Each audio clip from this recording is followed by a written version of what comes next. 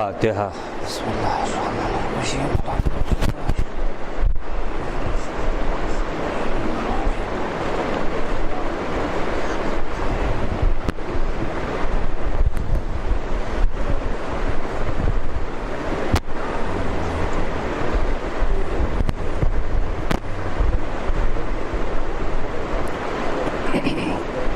لا حول ولا قوة إلا بالله العلي العظيم۔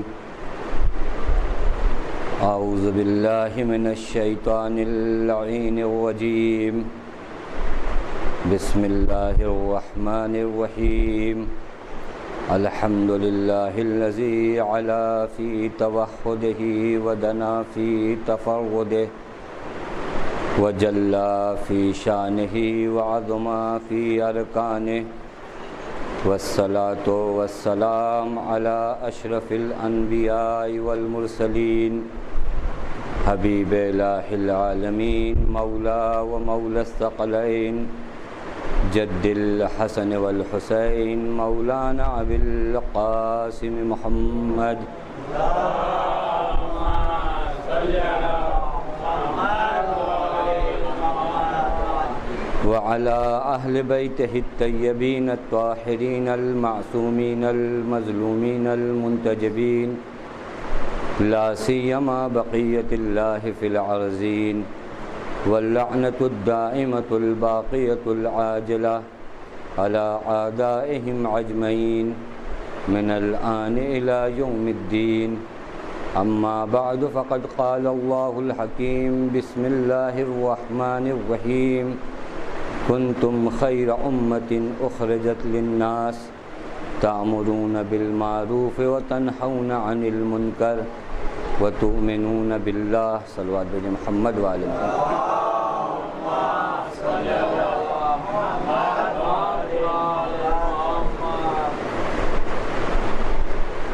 امام حسین علیہ السلام کی یاد منانا اس قوم نے اپنا وظیفہ سمجھا۔ عزاداری سید الشہداء منانے والوں کو بعض باتوں کا خیال رکھنا چاہیے۔ ان میں سے سب سے اہم بات جو گزشتہ مجالس میں بھی میں نے آپ کی خدمت میں عرض کیا کہ اس یاد کو رسم سمجھ کر مت منائیے۔ اس یاد کو یہ سمجھ کے منائیے کہ یہاں سے کچھ حاصل کرنا ہے۔ بارگاہ حسینی میں آمد اس وجہ سے ہو کہ یہ ایک مکتب ہے، یہ ایک یونیورسٹی ہے، یہ ایک درسگاہ ہے جہاں سے ہمیں کچھ حاصل کرنا ہے، اور عزاداری کی حفاظت کے لیے ہمہ وقت کوشاں رہیے۔ آپ کی ساری سعی و تلاش یہ ہو کہ یہ عزاداری محفوظ رہے۔ یہ یاد رکھیے گا کہ حق و باطل کی جنگ میں جہاں کہیں بھی باطل اور حق میں جنگ ہو رہی ہو، وہاں اپنی پوزیشن ہمیں واضح کرنا چاہیے۔ اگر درمیان میں حق و باطل کی جنگ ہے تو ہم کس طرف ہیں؟ حق کی جانب ہیں یا باطل کی جانب ہیں؟ یہ یاد رکھیے گا۔ حق و باطل کی جنگ میں اگر پوزیشن اور آپ کو اپنا موقف نہیں معلوم تو آپ تماشائی ہیں، اور حق و باطل کی جنگ میں تماشائی بننے کا کوئی ہنر نہیں ہے۔ حق و باطل کی جنگ چونکہ اہل حق کے لیے ہوتی ہے، یہ یاد رکھیے گا۔ حق باطل سے جب لڑتا ہے اور باطل حق سے جو لڑتا ہے، یہ ان کی اپنی لڑائی اپنی نہیں ہوتی ہے، یہ در حقیقت ان کی لڑائی اہل کے لیے ہوتی ہے۔ یعنی حق اہل حق کے لیے لڑتا ہے اور باطل اہل باطل کے لیے لڑتا ہے۔ اس جنگ میں ہمارا موقف اور ہم کس جانب ہیں یہ واضح ہونا چاہیے۔ اور یہ عزاداری جو امام سید الشہداء کی جاتی ہے، یہ اسی موقف کو، اسی پوزیشن کو ثابت کرنے کے لیے ہوتی ہے۔ کہ ہم یہ بتانا چاہتے ہیں کہ حق و باطل کی جنگ میں ہمارا کردار کیا ہے، ہم کس جانب ہیں۔ آخر درمیان میں اگر حق و باطل کی جنگ ہو رہی ہے تو وہاں ہمارا نظریہ کیا ہے، ہم کس کے ساتھ ہیں۔ محرم کو ہم لوگوں نے کچھ اور بنا دیا ہے۔ محرم کے سلسلے میں جو ائمہ کی سفارشات ہیں، سرکار سید الشہداء کی عزاداری کے سلسلے میں جو تمام ائمہ کی سفارشات ہیں وہ کسی اور زاویے سے ہیں۔ ہم نے محرم، توجہ فرمائیے گا، جب کوئی قوم کسی چیز کا فلسفہ بگاڑ دیتی ہے تو بڑی مشکل آ جاتی ہے۔ محرم کی یاد اس لیے منانا تھا کہ محرم میں کچھ دینا تھا، توجہ کیجیے گا، محرم کی یاد اس لیے منانی تھی کہ محرم کے ذریعے آپ کے اندر دین کے تئیں ایثار کا جذبہ پیدا ہو، یعنی محرم ایثار کی آماجگاہ ہے جہاں حسین ابن علی نے دین کے لیے ہر چیز دیا ہے، توجہ فرمائیے گا، یعنی جہاں پر دین کے لیے کچھ دیا جاتا ہے ہم تو محرم میں بھی، توجہ فرمائیے، ہم نے محرم کے پورے فلسفے کو، پورا ایک کنسیپٹ، پورا ایک تصور غلط کہ محرم یعنی کیا، محرم یعنی یہ کہ محرم آ گیا اس کے بعد ہمیں کوئی درس حاصل نہیں کرنا ہے، ہمیں صرف و صرف، دیکھیں بعض چیزیں شاید اتنا خالص مجمع مجھے نہ ملے جو میں بیان کرنا چاہ رہا ہوں کہ محرم یعنی کیا۔ محرم یعنی یہ کہ علم کے سامنے جا کر ہم مولا سے کچھ مانگیں، آپ کا محرم یہی ختم، فلسفہ ادائے حسین یہی ختم، تابوت کے سامنے پہنچنے کے بعد آپ مولا سے اولاد مانگیں، مال مانگیں، دولت مانگیں، شہرت مانگیں، یہ مانگنے کے بعد یعنی آپ نے وظیفہ انجام دے لیا، یا تابوت کے سامنے جانے کے بعد آپ کے ذہن میں ایک کردار آنا چاہیے۔ علم کے پاس جس وقت آپ پہنچے تو وہاں آپ کے ذہن میں علمدار کا کردار سامنے آتا ہی نہیں۔ یہ کون سا محرم ہے؟ یہ ہمارے ہاں جو شبیہ تابوت، شبیہ علم برآمد ہوتے ہیں، واقعاً ایک نئی سیرت اور ایک بہترین سیرت ہے کہ کربلا ہم صرف مناتے نہیں ہیں، کربلا برپا کرتے ہیں، توجہ فرمائیے گا، یعنی ان تمام تصاویر کو اپنی آنکھوں کے سامنے لاتے ہیں تاکہ وہی پورا کردار، وہی پورے کیریکٹر ہماری نظروں کے سامنے گھومے۔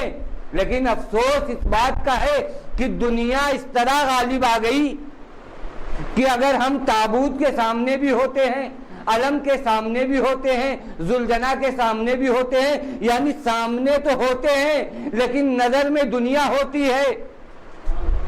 ایک لمحے کے لیے بھی حسین ابن علی کا کردار نہیں یاد آتا، ایک لمحے کے لیے بھی غازی ابوالفضل العباس کا کردار یاد نہیں آتا۔ آخر یہ کون سی عزاداری ہے؟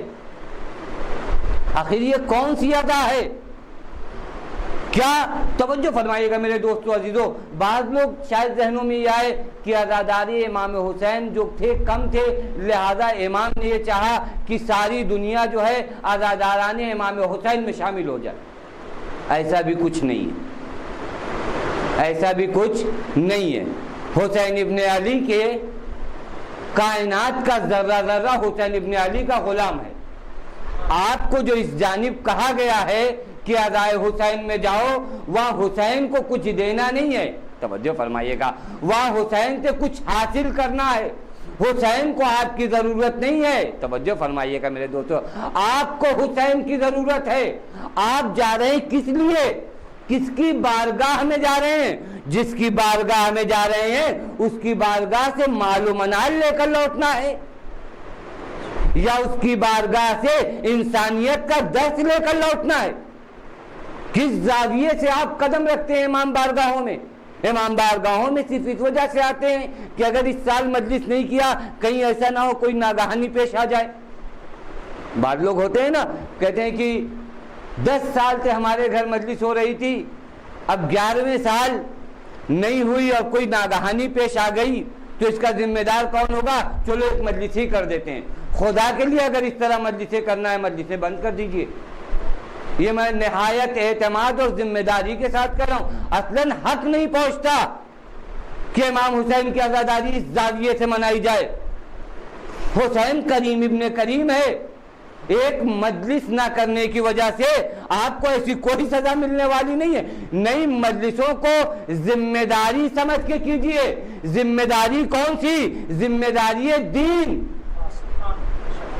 کہ یہ ہماری دینی ذمہ داری ہے، نہیں ہے کہ ہماری دنیا وابستہ ہے.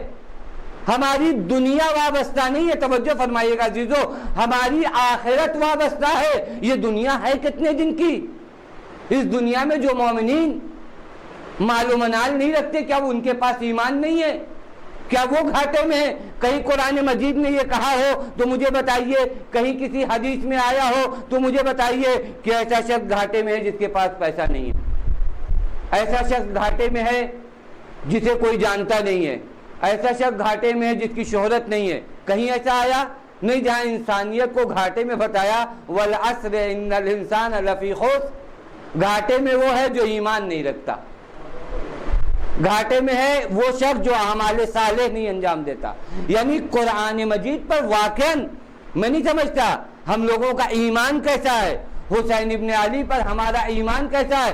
ہم حسین ابن علی کو کیا سمجھ بیٹھے ہیں؟ محرم آتا ہے ہماری کچھ منتوں کے لیے. محرم صرف اس وجہ سے آیا ہے کہ کچھ منتیں اب تک بر نہیں لائی ہیں، اب وہ منتیں پوری ہو جائیں. پوری ذہنیت یہ ہوتی ہے، پوری ذہنیت یہ ہوتی ہے. یہ ایک درد ہے، اور میں یہ آپ کے سامنے بیان کر رہا ہوں، یہ سمجھ کے نہیں بیان کر رہا ہوں کہ اس معاشرے سے میں ہٹا ہوا ہوں. نہیں، اسی معاشرے کے ہم بھی فرد ہیں کہ محرم آنے کی صورت میں پورا ذہن اس جانب ہوتا ہے کہ اس سال کیا مانگ لینا ہے. بھائی محرم ایثار کا مہینہ ہے، ہم نے پورے محرم کے فلسفے کو بدل دیا. محرم یعنی یہ جذبہ پیدا کرنا کہ حسین ابن علی کے لیے اور راہ دین میں کیا قربان کر سکتے ہیں، کیا قربان کر سکتے ہیں. حسین ابن علی نے کیا قربان کیا اور حسین ابن علی سے کون سا درس ہم لیں. ہم نے کبھی اس زاویے سے محرم کی جانب نگاہ ہی نہیں کی کہ محرم میں کچھ دینا پڑتا ہے. ہم نے تو یہ سوچا کہ ہاں محرم کی مجلسوں میں جائیں، جو چندہ ہو سکتا ہے وہ دے دیں، بات ختم ہو گئی، ہماری ذمہ داری ختم ہو گئی. عالم کو دیکھے سامنے، اس کے بعد کچھ حاجات مانگ لیں، بس. آج کی مجلس بہت اچھی ہو گئی، چندہ بھی ہم نے دیا، عالم کے سامنے کچھ باتیں بھی کہہ ڈالی، کچھ منتیں بھی تھی، کچھ مرادیں بھی تھی، وہ بھی اتر گئیں. نہیں میرے دوستو عزیزو، خدا کے لیے عزاداری کو اس طرح فروغ نہ دیجئے. عزاداری یعنی جب اس وقت تم حسین ابن علی کے محضر میں ہو، تم تصور کرو کہ حسین ابن علی کے سامنے موجود ہو.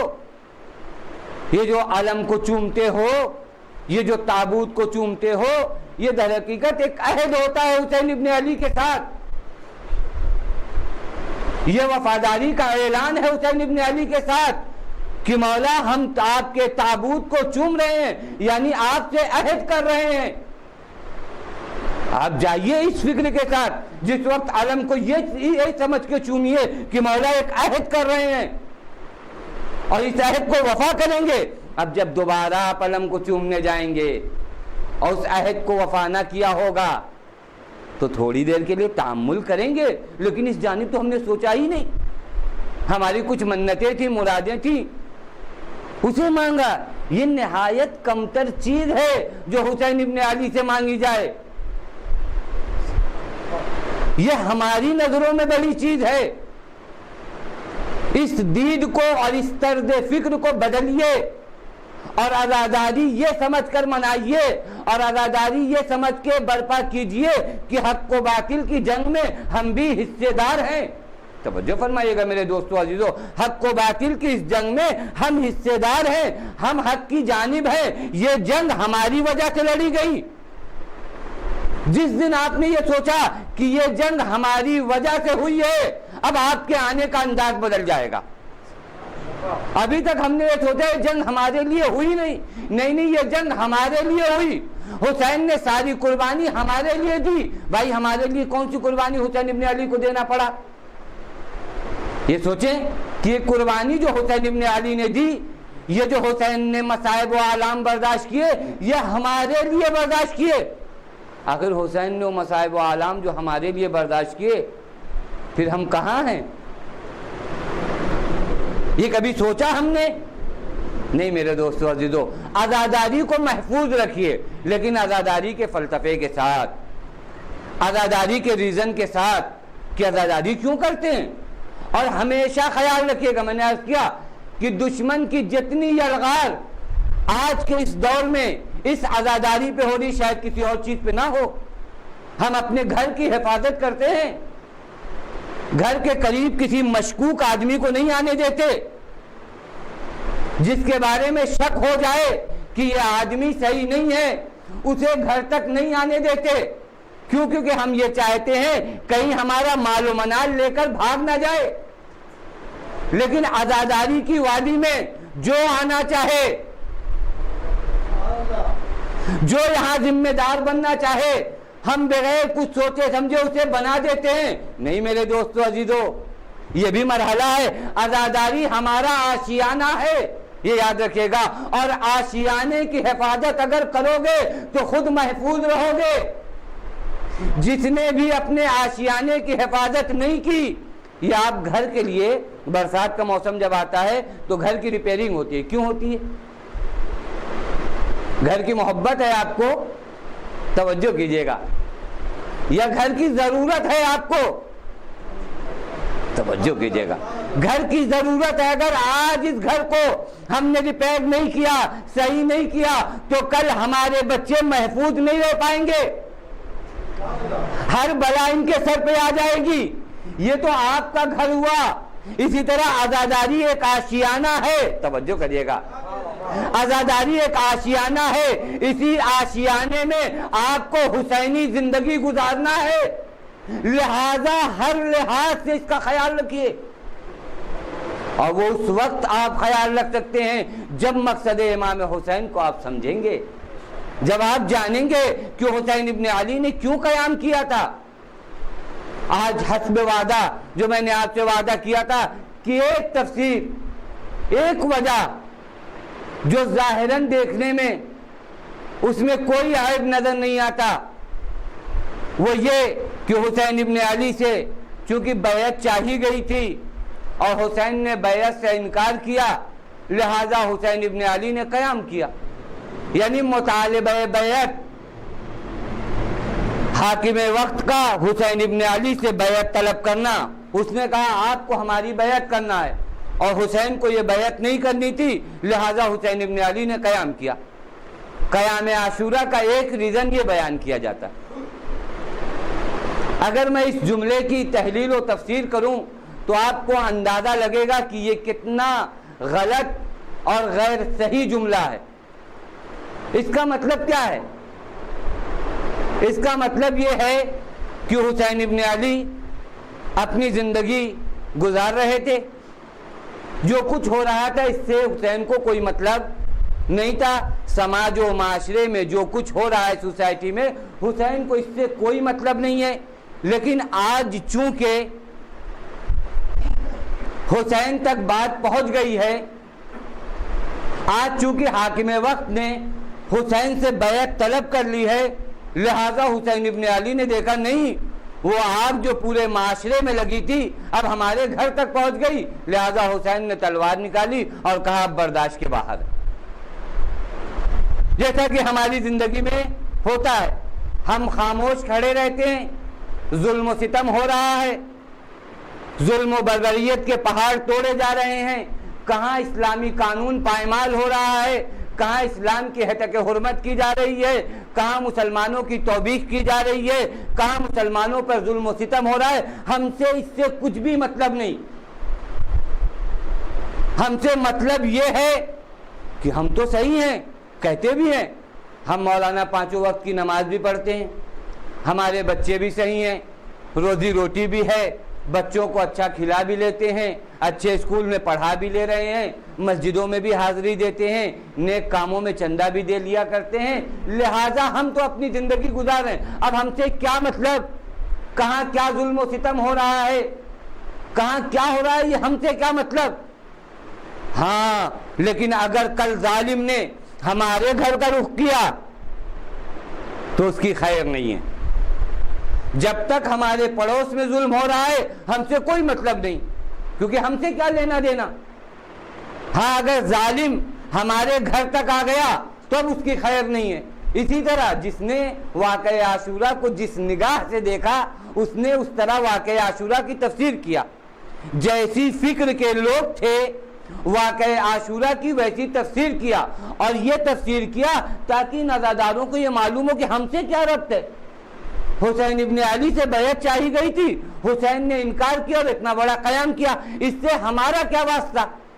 ظاہر سی بات ہے اگر واقعہ عاشورہ کی یہ تفسیر ہوگی تو واقعی اس سے آپ کا کوئی واسطہ نہیں ہے۔ حسین سے بیعت چاہی گئی، حسین نے انکار کیا، اتنا بڑا قیام ہوا، حسین شہید کیے گئے، آپ سے اس کا کیا واسطہ۔ یہ ہے حقیقت۔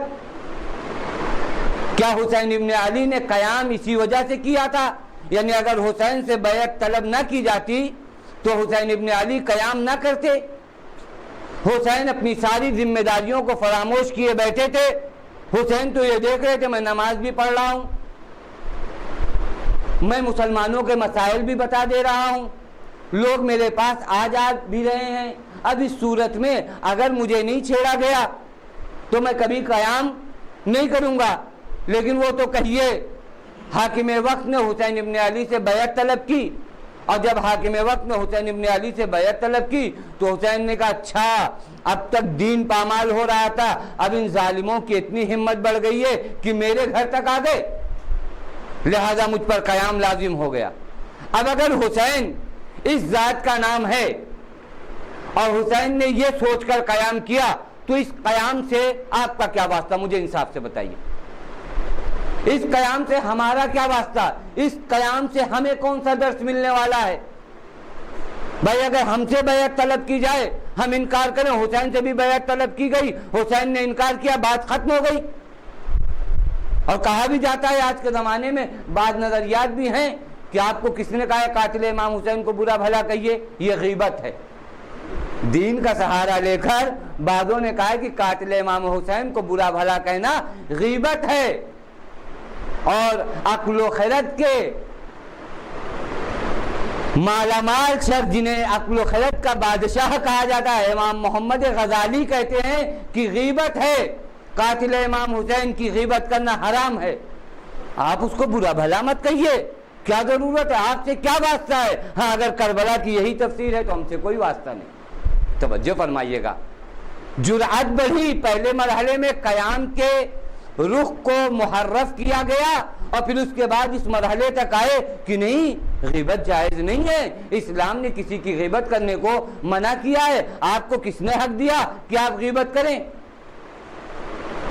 میرے دوستو عزیزو، واقعاً مرحلہ یہی ہے، اسی وجہ سے حسین ابن علی نے قیام کیا تھا۔ اگر حاکم وقت حسین سے بیعت کا مطالبہ نہ کرتا تو حسین قیام نہ کرتے۔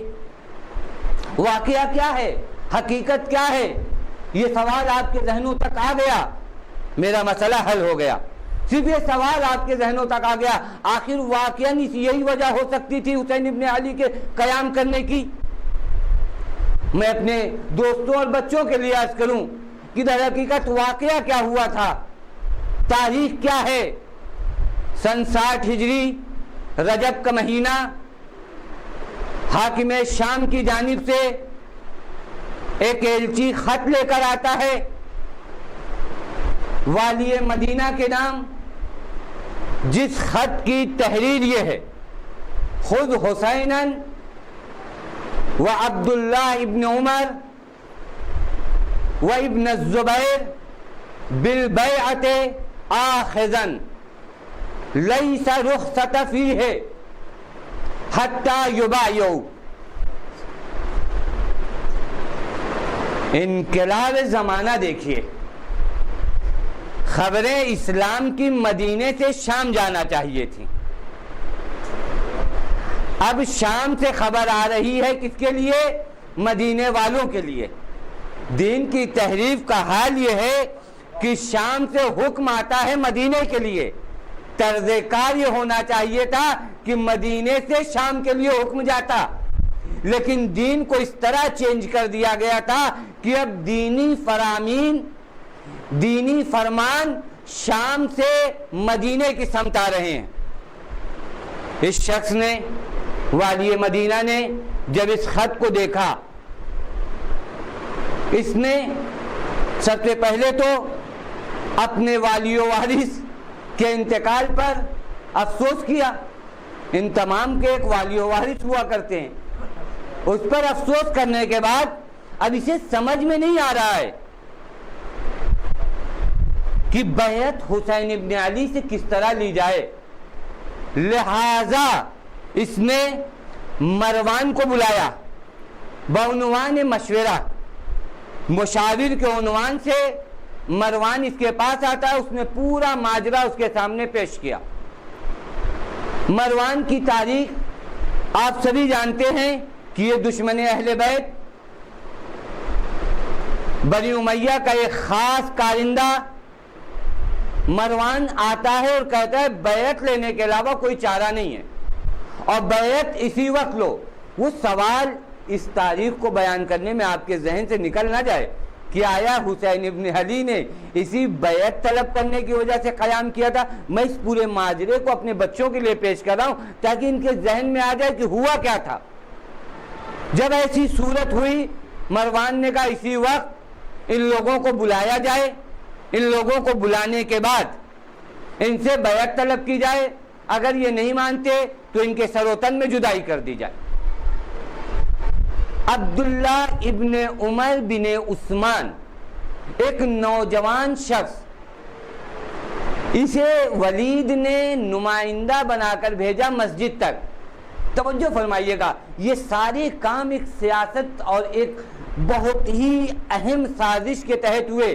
کسی بزرگ کو امام حسین اور عبداللہ ابن زبیر کو بلانے کے لیے نہیں بھیجا گیا، ایک نادان اور ایک نوجوان شخص کو بھیجا گیا تاکہ اس مسئلے کی حصہ دیکھیں دشمن کتنی باریک بینی سے کام لے رہا ہے کہ کہیں حسین کے بیعت کرنے سے پہلے یہ خبر عام نہ ہو جائے کہ حاکم شام اس دنیا میں نہیں رہا۔ لہذا ایک نوجوان کا انتخاب کیا گیا اتنی بڑی مہم کے لیے کہ جاؤ حسین کو کہو کہ تمہیں دربار میں بلایا گیا ہے۔ امام حسین اور عبداللہ ابن زبیر دونوں مسجد میں موجود ہیں۔ آنے والے نے کہا کہ آپ کو دربار میں بلایا گیا ہے۔ عبداللہ ابن زبیر نے امام سے دریافت کیا، اس رات کے وقت، شب کے اس پہر ہمیں بلانے کا مطلب کیا ہو سکتا ہے؟ امام کی دوربین نگاہوں نے پورے ماحول کو سمجھ لیا۔ امام نے کہا ان کا بزرگ واصل جہنم ہو چکا ہے، یہ ہمیں بلانا چاہتا ہے تاکہ ہم سے بیعت لے۔ اس نے کہا میں مناسب نہیں سمجھتا کہ آپ وہاں جائیں۔ توجہ کیجئے گا، بعض حضرات جو ہیں کائنات میں ایسے ہوتے ہیں جو امام وقت کو مشورہ دیتے ہیں، کیونکہ جو طرز فکر ان کی ہوتی ہے اسی طرح امام کو سمجھتے ہیں۔ اس پوری تاریخ کو غور سے سنیے، توجہ کریے گا میرے دوستو۔ امام نے کہا لیکن میں جاؤں گا، اور امام گئے۔ بیعت کتنے لوگوں سے طلب کی گئی تھی؟ 3 لوگوں سے۔ توجہ کیجئے گا، اب یہ مرحلہ ہے جو تحلیل کا مرحلہ ہے۔ 3 لوگوں سے بیعت طلب کی گئی، عبداللہ ابن عمر، عبداللہ ابن زبیر اور امام حسین علیہ السلام۔ ان تینوں لوگوں کو متحد ہونا چاہیے تھا یا نہیں؟ 3 لوگوں سے بیعت طلب کی جا رہی ہے، کم سے کم ایک بات پر ان 3 لوگوں کو اتحاد کرنا چاہیے تھا یا نہیں؟ لیکن ہم دیکھتے ہیں کہ تینوں کے مواقف الگ الگ ہیں۔ ایک نے راستہ فرار کا اختیار کیا، ایک خاموشی سے نکلا، یا ایک اس جملے کو کہوں، اس جملے کو سلامت کے ساتھ اپنے ذہنوں میں رکھیے گا کہ ایک نے لبادہ دین اوڑھ لیا کہ ہم تو جیسے کچھ سمجھتے ہی نہیں، ایک نے خاموشی اختیار کی لیکن حسین ابن علی دربار تک گئے۔ یہاں پر 3 ذوات سے اور 3 شخصیات سے بیعت کو طلب کیا گیا. اب تینوں کی بایوگرافی امام حسین علیہ السلام کے سلسلے میں آپ جانتے ہیں، لیکن یہ 2 لوگ جن سے بیعت طلب کی گئی تھی یہ کیسے لوگ تھے؟ عبداللہ ابن عمر کس شخصیت کا مالک تھا؟ یہ وہ شخص ہے جو پیغمبر سے احادیث نقل کرنے میں مشہور ہے. اس نے دین کا لبادہ اوڑھ رکھا ہے لیکن ہے دنیا پرست. یاد رکھیے گا، دین کا لبادہ ظاہراً بعض لوگوں کو دنیا جس راستے سے ملے، جس راستے سے بھی انہیں دنیا ملتی ہے وہ اسی راستے کو اپنا لیتے ہیں. کبھی دین کو وسیلہ بناتے ہیں، کبھی قرآن کو وسیلہ بناتے ہیں، کبھی نمازوں کو وسیلہ بناتے ہیں، کبھی روزوں کو وسیلہ بناتے ہیں. انہوں نے تمام عبادات کے فلسفے کو بدل دیا. عبادات کا فلسفہ قربتاً الی اللہ تھا، انہوں نے قربتاً الی دنیا بنا دیا. جس راستے سے دنیا حاصل ہو اس راستے سے انہیں دنیا حاصل کرنا ہے. یہ ظاہراً ایسا شخص ہے جس نے اپنے آپ کو دیدار مشہور کیا تھا کہ میں ایک دیدار شخص ہوں، اور امت میں مشہور بھی تھا کہ دیدار ہے. لیکن یہ ہے کیسا شخص؟ یہ وہ شخص ہے جس نے مولا کائنات کی بیعت نہیں کی. مولا کائنات کی بیعت اکثر امت مسلمہ نے کی. 6-7 لوگ تھے جنہوں نے مولا کائنات کی بیعت نہیں کی، انہی میں سے ایک شخص یہ.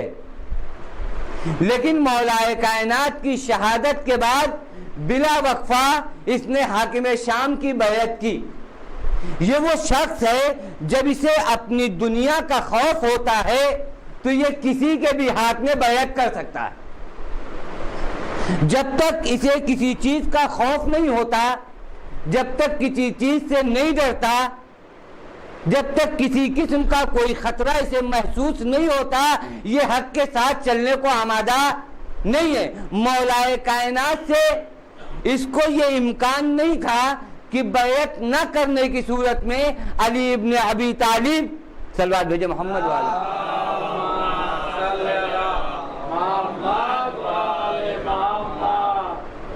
مجھ پر ظلم و ستم کریں گے، لہذا مولا کائنات کی بیعت اس نے نہیں کیا. لیکن جیسے ہی مولا کی شہادت ہوئی، حاکم شام کی اس نے بیعت کیا. اور جب امام حسین علیہ السلام مکے پہنچے ہیں، مکے پہنچنے کی صورت میں ابھی امام پہنچے ہیں اور یہ مدینے سے خارج ہونے لگا، مدینے سے نکلنے لگا. اور مدینے سے نکلتے وقت یہ امام کی خدمت میں حاضر ہوتا ہے اور امام سے کہتا ہے میں نے آپ کے جد امجد سے یہ سنا ہے کہ آپ عراق کی سمت جائیں گے اور وہاں شہید کر دیے جائیں گے، اور جو بھی آپ کے ساتھ نہیں آئے گا وہ ذلیل و رسوا ہوگا. توجہ کیجئے گا میرے دوستو عزیزو، اس حدیث کو امام کے سامنے خود اس نے نقل کیا. آنکھوں سے آنسو بہ رہا ہے، اشک رواں ہے، اور حدیث کو نقل کرتا ہے اور کہتا ہے ابن رسول اللہ، آپ اپنے پیراہن کو ذرا اوپر کیجئے، میں آپ کے سینے کا بوسہ لینا چاہتا ہوں. کیوں؟ کیونکہ میں نے دیکھا ہے اس سینے کا بوسہ پیغمبر اکرم لیا کرتے تھے. بھائی اگر یہ معرفت حسین ابن علی کی ہے تو حسین ابن علی کے ساتھ رہو، حسین ابن علی کے ساتھ ہو جاؤ. خود حدیث نقل کر رہا ہے کہ پیغمبر نے کہا ہے کہ جس نے حسین کا ساتھ نہیں دیا وہ ذلیل و رسوا ہوگا. یہ کون سی منقول احادیث ہیں؟ یہ کون سی حدیث تم نقل کر رہے ہو جس پر تمہیں خود ایمان نہیں ہے؟ شاید انہی لوگوں کے لیے میرے مولا اور امام حسین نے ایک تاریخی جملہ کہا، ان الناس عبید الدنیا والدین لعق علی السنتہم. یہ لوگ دنیا کے بندے ہیں، دین تو صرف لقلقہ زبانی ہے. ان الناس عبید الدنیا والدین لعق علی السنتہم، دین ان کی زبانوں پر ہے یہ تو در حقیقت بندے ہیں دنیا کے، یہوتونہ ما درت معائشہم، یہ دین کے ارد گرد اس وقت تک رہتے ہیں جب تک ان کی دنیا آباد رہے۔ فَإِذَا مَحَّسُوا بِالْبَلَاءِ قَلَّتْ دَيَّانُونَ، جیسے ہی منزل امتحان آتا ہے، توجہ کیجئے گا، جو ہی امتحان کی منزل آئی دیدار کم نظر آتے ہیں۔ توجہ کریے گا میرے دوستو، یہ ایک درس ہے حسین ابن علی کا۔ دیکھو دین کی اصل پہچان اس وقت ہوتی ہے جب منزل امتحان میں ہو۔ مسجدوں میں بیٹھ کر قال رسول اللہ، قال رسول اللہ، قال رسول اللہ کی رٹ لگانا الگ ہے، لیکن میدان جنگ میں پہنچ کر خطبہ دینا الگ ہے۔ ان دونوں میں فرق ہے۔ مسجد میں بیٹھ کر نماز پڑھنا الگ ہے، لیکن سعید و زہیر کی طرح ایک نمازی کی حفاظت کرنا الگ ہے۔ فَإِذَا مَحَّسُوا بِالْبَلَاءِ قَلَّتْ دَيَّانُونَ، جس وقت بلا اور آزمائش میں مبتلا ہوتے ہیں اب دیدار کم ہے۔ یہ ان اشخاص میں تھا۔ امام فرماتے ہیں کہ جب تو یہ سب جانتا ہے تو ہمارے ساتھ کیوں نہیں آتا؟ کہا نہیں مولا، اس سے تو مجھے معاف کیجئے۔ اے عزیزو، جس حدیث کو اس نے نقل کیا تھا کہ جو حسین ابن علی کے ساتھ نہیں آئے گا وہ ذلیل و رسوا ہوگا، اسی دنیا نے اس کی رسوائی کو دیکھا۔ وہ جو اب تک حسین ابن علی کے ساتھ نہیں گیا تھا، وہ جو یزید کی بیعت سے فرار کر رہا تھا، حسین کی شہادت کے بعد فوراً یزید کی بیعت کرنی پڑی۔ اور عالم تو یہ آیا، رسوائی تو اس وقت دیکھی گئی جب حجاج بن یوسف ثقفی والی بنا عبد الملک بن مروان کا۔ میں نے عرض کیا کہ یہ وہ شخص ہے جس نے مولا کائنات کے ہاتھوں پر بیعت نہیں کی۔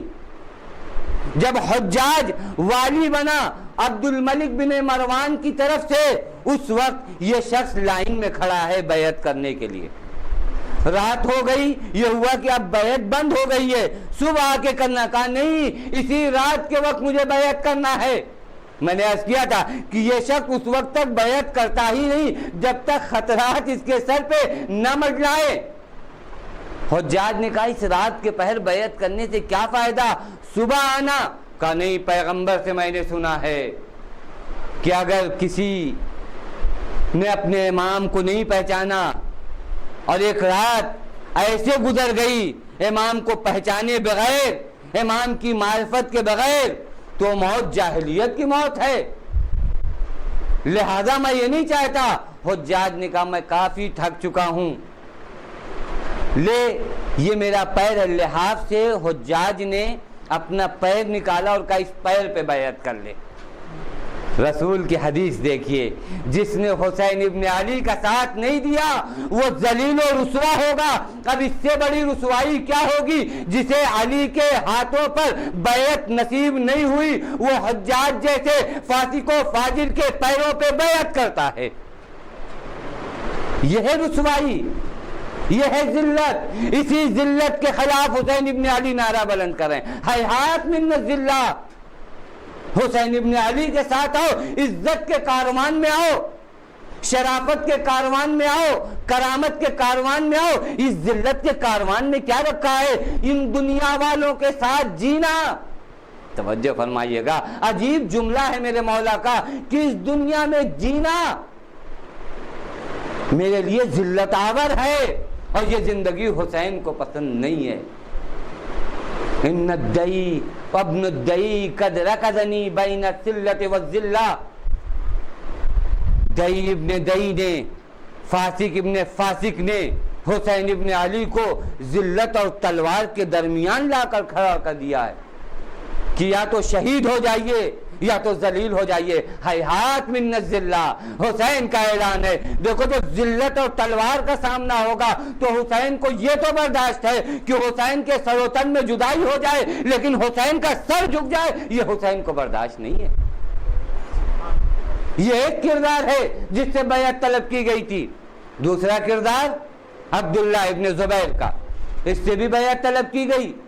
اس نے بھی مخفیانہ طور پر مکے کے راستے کو اپنایا اور وہاں پر جب امام حسین علیہ الصلوۃ والسلام پہنچے ہیں تو اس وقت یہ امام سے کہتا ہے کہ آپ یہی رک جائیے مکے میں آپ کی بیعت کرتا ہوں، یہاں پہ بہتر ہے رہنا آپ کے لیے۔ امام نے فرمایا کعبے کی حرمت، کعبے کا تحفظ، کعبے کا تقدس میرے لیے بہت محترم ہے، میں ایک وجب کعبے کے اور مکے کے اس طرف شہید ہوں، وہ میرے لیے بہتر ہے۔ اور پھر امام نے کہا بھی یہ وہ شخص ہے جو خود چاہتا ہے کہ میں مکے میں نہ رہوں، لیکن یہ صرف لقلقۂ زبانی ہے جو کہہ رہا ہے آپ رک جائیے، وگرنہ میرے رکنے سے اسے بہت نقصان ہے، کیونکہ جب تک حسین ابن علی رہیں گے حسین کی عظمتوں کے سامنے ان کا شمار نہیں ہے، ان کی جانب کوئی آئے گا نہیں، رغبتیں کم ہو جائیں گی۔ یہ حسین ابن علی نے بیان کیا۔ یہ وہ شخص ہے جس سے بیعت طلب کی گئی، جس نے نہ جانے کتنی جنگیں کی، توجہ کیجئے گا میرے دوستو عزیزو، نہ جانے کتنی جنگیں کی حق کے خلاف۔ جنگ جمل کا سب سے بڑا محرک یہی شخص ہے، جہاں پر انہیں بھی یاد آ گیا تھا کتوں کے بھوکنے کی وجہ سے، ارے یہ تو وہی جگہ ہے جہاں پیغمبر نے کہا تھا، تو وہ بھی جب منصرف ہونے لگی تو اس نے کہا نہیں نہیں یہ وہ جگہ نہیں ہے۔ یعنی جو شیطان کو بہکا دے اس سے بڑا شیطان اس دنیا میں ہو سکتا ہے؟ ان لوگوں کے کردار پہ شیطان کو بھی رشک ہوتا ہے کہ اگر ایسے انسان رہے تو کچھ دن میں ہمارا کاروبار بند ہو گیا۔ بات واضح، کہا یہ وہ جگہ نہیں ہے، کس نے کہا؟ اور جھوٹے شاہد بھی اسی وقت پیدا کر دیے گئے، کیا کہ بتاؤ کہ یہ وہ جگہ نہیں ہے۔ یہ اس سے بھی بیعت طلب کی گئی۔ پس 3 لوگ ہیں جن سے بیعت، اور اس کے بارے میں بھی پیغمبر کی حدیث ہے۔ واقعاً صرف پیغمبر کی احادیث کا بغور مطالعہ کر لیا جائے پورے سچویشن اور پورے حالات کا ہمیں علم ہو جائے گا۔ پیغمبر نے فرمایا تھا کہ مکے کی زمین پر ایک شخص ہوگا جس کا نام عبداللہ ہوگا، وہ مکے میں قتل ہوگا اور اس کا گناہ جن و انس کے گناہ کے برابر ہوگا۔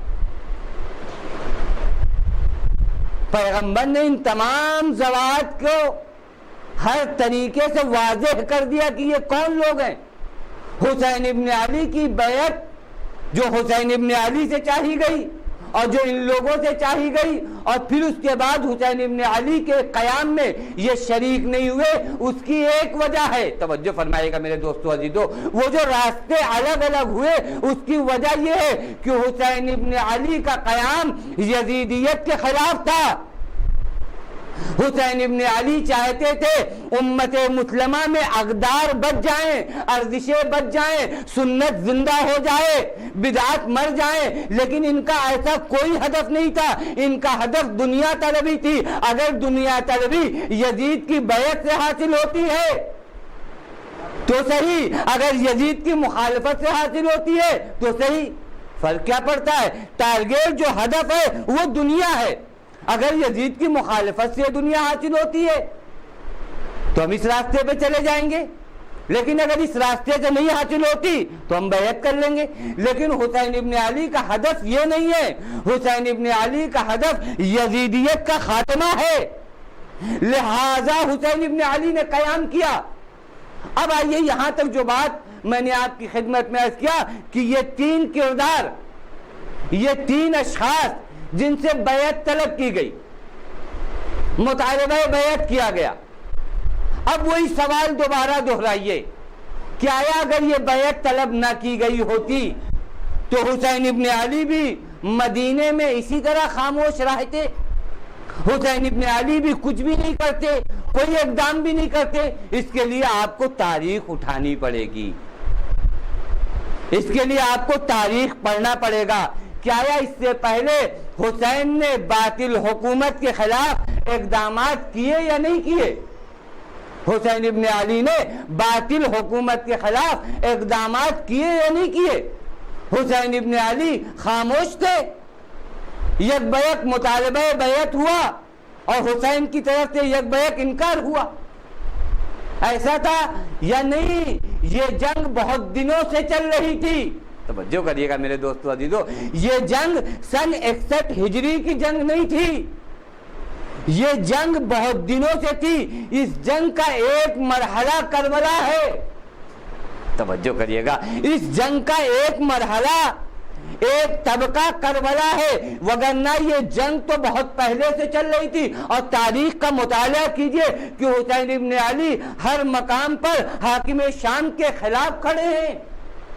حسین کو ظلم برداشت نہیں ہے. حسین سے بیعت طلب کرو یا حسین سے بیعت طلب نہ کرو، حسین ابن علی ظلم کے خلاف قیام کریں گے. اور یہ حسین کے کردار سے واضح ہے.